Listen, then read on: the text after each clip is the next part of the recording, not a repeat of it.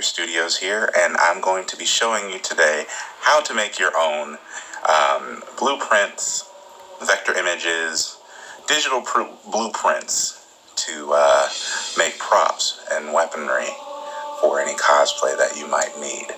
So today I'm going to be using my Surface tablet and my pen for said tablet, and I'm going to be showing you all how I create these templates in Adobe Photoshop CS6.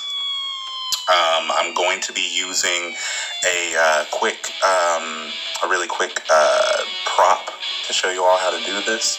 The Celebrimbor's hammer from Shadow of War, and it's going to be a really quick down and dirty tutorial. Hope you all learn a lot from it. So without further ado, let's jump right into it. Alrighty, so for the first part, what we're going to do is we're going to create a new project. I accidentally made this pixels from the get-go, but we're going to remedy that later. So I made it about 2000 by 1500 horizontal orientation. Next, I'm going to place my image onto the canvas. This is Celebrimbor's hammer. Then I'm going to resize it so that it fills the entire canvas.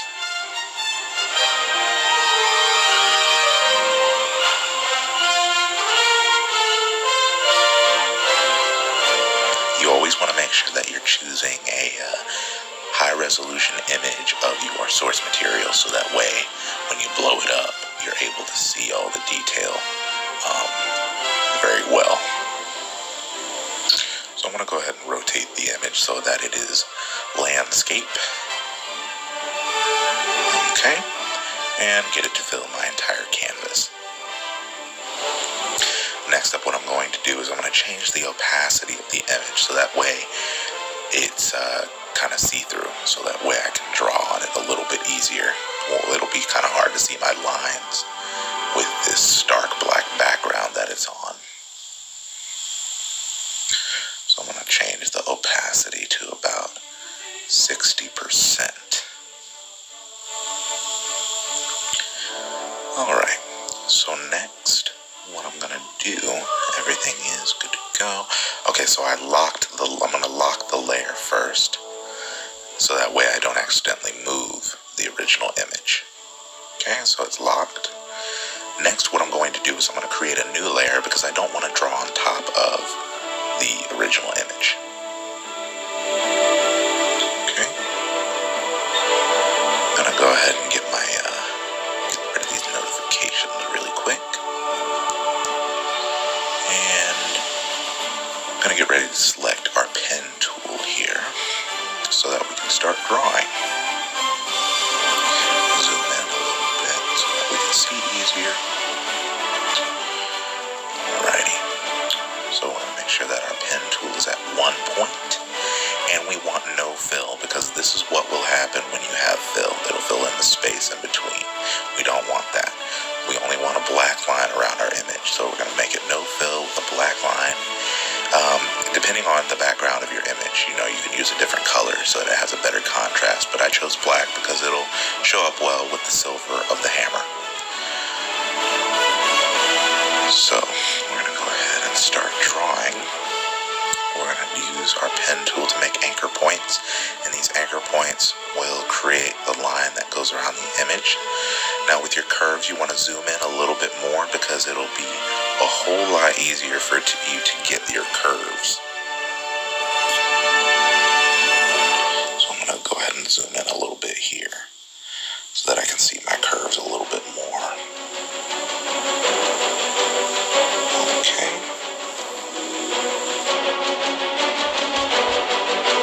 Now I've gone ahead and sped up this next part because it's kind of the boring part of me outlining the entire hammer. So we're just gonna, initially what you want to do is you want to trace the entire outside of your prop, and then you'll go in and you'll do the detailing later. So we're gonna go ahead and do all this real quick.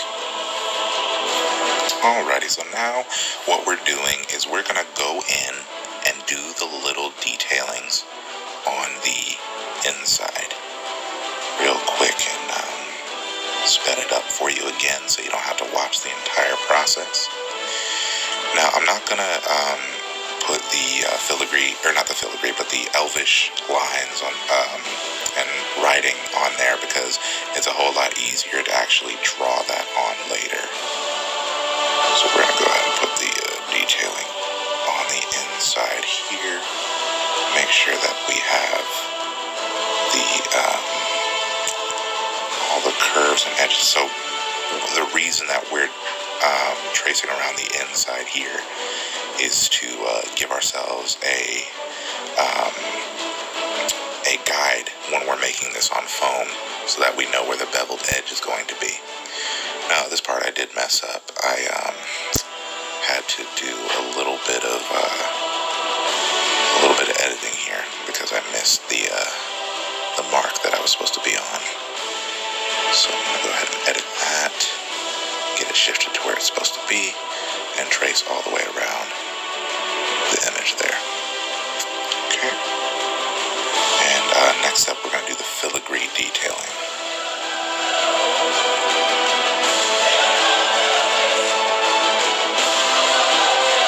Alright, so I have jumped ahead a little bit. I did do the filigree detailing, and everything is in place for the filigree detailing. Now, what I'm going to do is I have already deleted the original image because I no longer need it. I've gotten all of my detailing in and basically have the hammer where I want it. So what I've already done is I've selected the entire hammer, and I went up to the top to Object, and I selected Group. And basically what that does is it makes the entire thing one cohesive image, so whenever I select it to move it, no matter where I touch it, it will move in one solid piece. So you can see here I'm moving it, and it all stays together.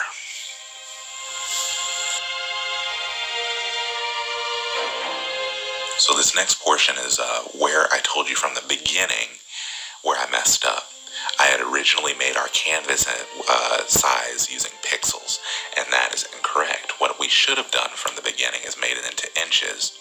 So you can see that it has pixels. What you're supposed to be doing is creating essentially a ruler for yourself so that you can size up your image to the correct length it's supposed to be. But I can't do that right now with the image, with the canvas size being pixels, because you have to convert everything from pixels to inches. So what I need to do first is change my canvas size to inches. So it's going to skip ahead in a moment to show you how it's not going to show you how, but it's going to skip ahead, and I'm going to basically make a copy of the hammer itself and make a new canvas that is 8.5 by 11 inches, the size of a regular sheet of paper.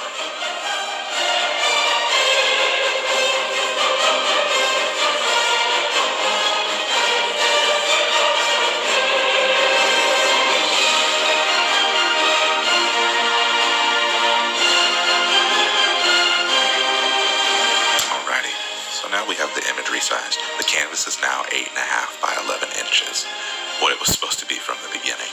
So I'm going to go ahead and get my image ready to be printed. So we're going to take the image. You don't want to accidentally skew it. I'm going to take the image, and I'm going to zoom out, and I'm going to pull my image off of the canvas. Don't skew it. Go ahead and just pull it off of the canvas. Okay, and now we're going to select the artboard tool down here, and we're going to make a copy of the artboard, so that way we have a basically a 22-inch long piece of paper. And we're going to lock them together there. And next what we're going to do is take the rectangular selection tool, and we're going to make it 15 inches, because that is how long Celebrimbor's hammer is, by 5 inches. The 5 inches really doesn't matter. because it's going to, this is basically just a ruler so that you can stretch out your image to the correct size. So I'm going to make it filled so that I can see it better, and I'm going to move it up to the top, and then once it's put into position, I'm going to move Celebrimbore's hammer, move it back up underneath this ruler here. Now,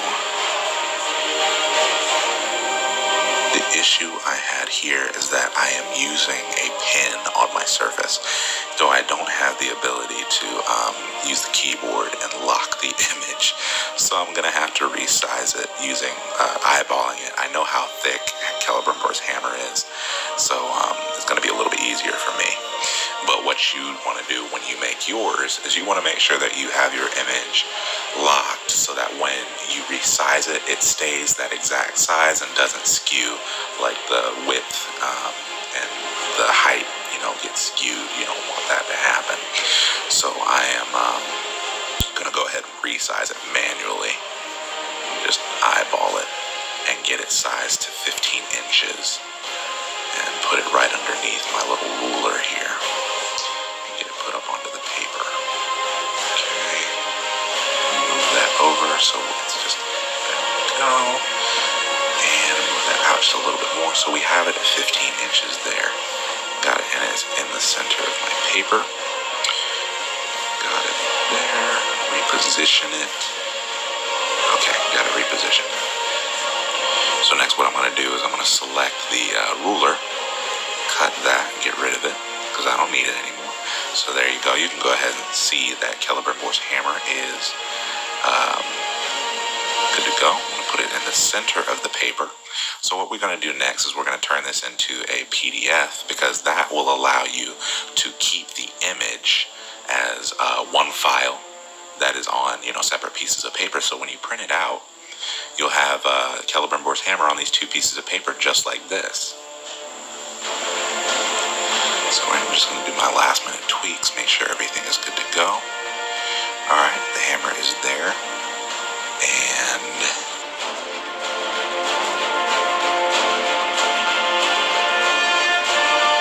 alrighty, so now what we're going to do is we're going to go ahead and save the image as an Adobe PDF.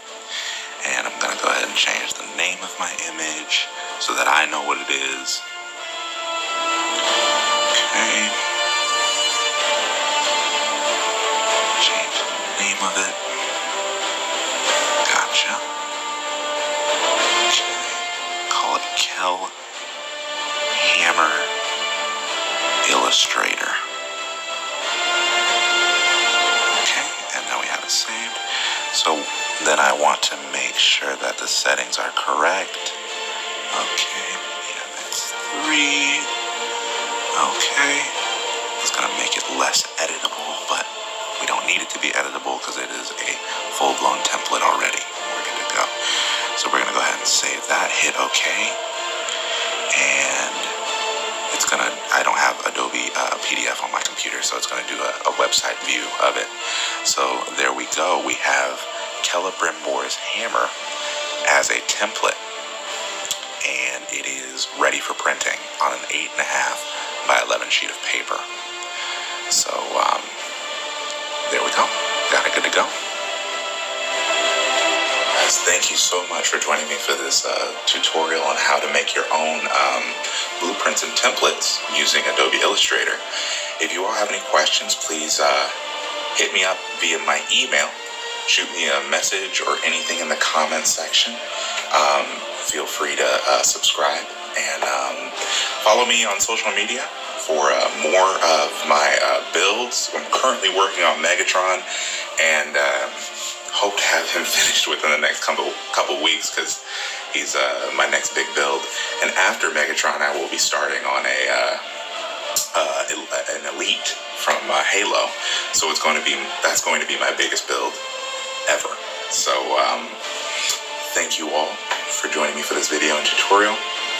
As always, this is Ebony Warrior Studios with blinding speed, master quality, untold savagery.